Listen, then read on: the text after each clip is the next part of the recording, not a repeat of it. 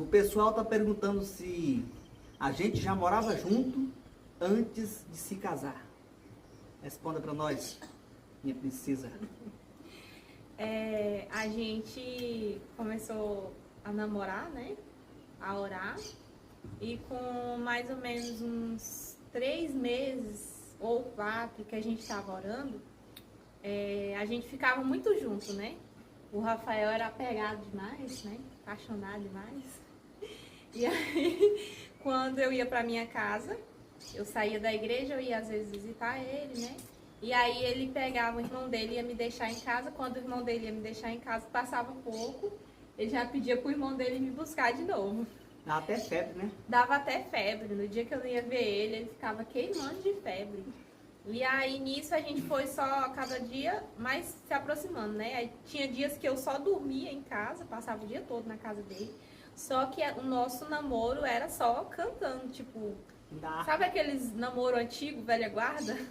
Pegava na mão. E a mãe dele tava sempre ali do lado, né? A gente cantava em harpa, nós aprendemos em harpa, quase tudo da harpa cristã.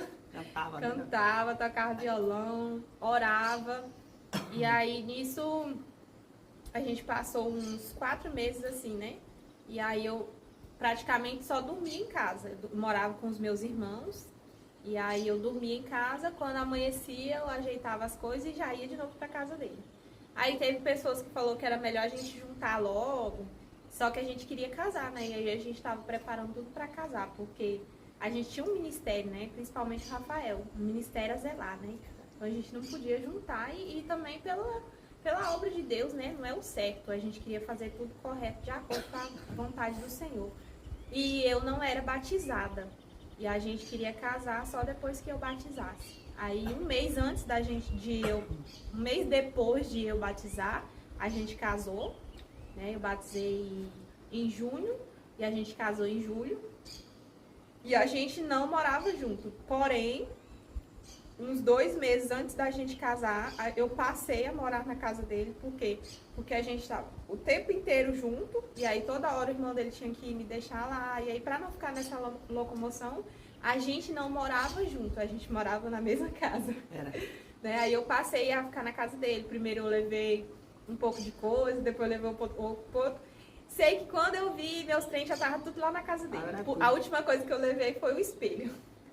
Quando a gente casou, só sobrou o espelho para levar. E aí, levei as coisas tudo. Eu dormia no mesmo quarto que ele, só que eu dormia numa cama de solteiro, ele dormia na cama de casal.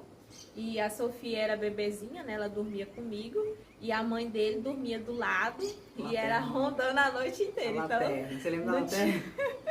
Não tinha espaço, assim, nem se a gente quisesse cair no pecado.